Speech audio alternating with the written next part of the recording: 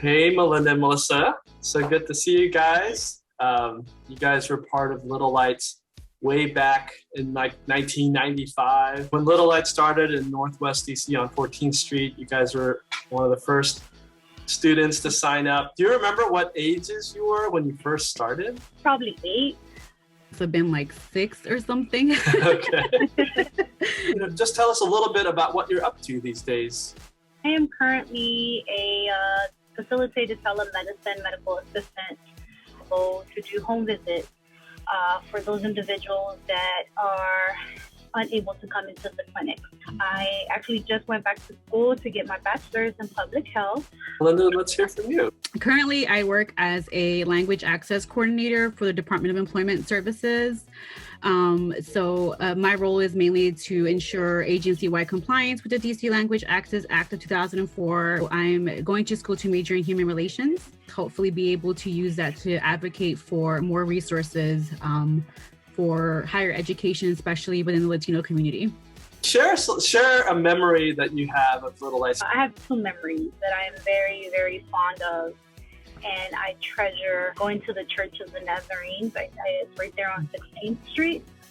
Just doing like the summer program there. I think that was like what I looked for every summer. It's hard to choose just 1 or 2, but overall, I think that I just remember that we always had something to look forward to after school.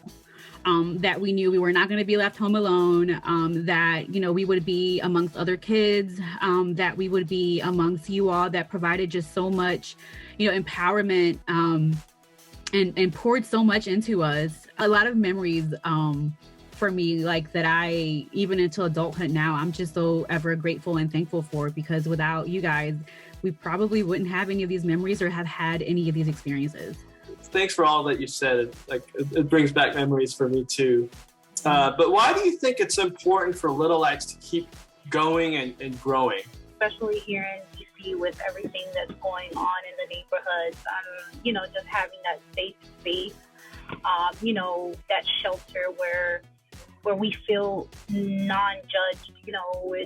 We're around people that are non-judgmental, that want to see us become better individuals, both spiritually, mentally, physically. I think it's very, very much needed in this time. Just everything that we were kind of going through at home, right? And so having a space with an organization like Little Lights where we felt safe, where my mom didn't have to worry about, if she was putting us in situations that would potentially harm us, or that, we were learning. And I think that's one of the things too that my mom always appreciated, is how much we learned when we were with Little Lights. As you might have heard, Little Lights is expanding its scope of work with middle school students and high school students and even beyond with a new college and career program.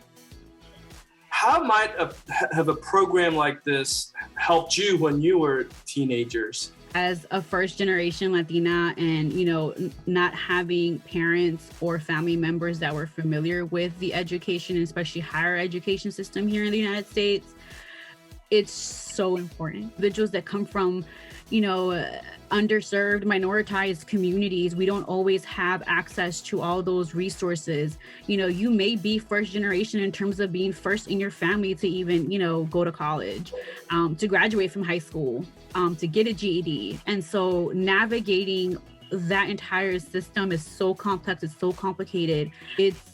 It's helpful when you have someone that's been there or that's familiar, that can walk you through and hold your hand to a certain extent, so that you can spend more time focusing in the classroom, as opposed to being worried about how am I going to pay for school. What do you think is one of the biggest things you learned during your time at Little Lights? Compassion. Just being non-judgmental. Everybody has their own story to tell. And I felt like being in Little Lights, it was more of like, whatever troubles you have, you're leaving them in that door, and we're all the same individuals here. Melinda, you decided to go back to college, and you're actually one of the first recipients of our Linda Rice Scholarship Program. So Miss Linda Rice was a longtime staff member whom you actually never got to meet, but she was a wonderful staff member and leader for Little Lights.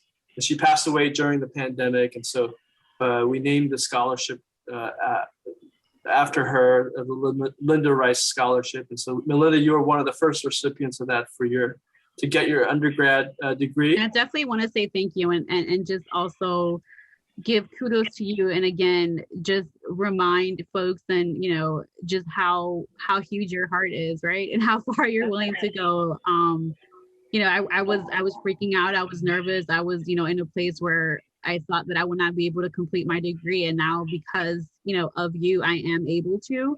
Well, thank you guys. It's so great to reconnect.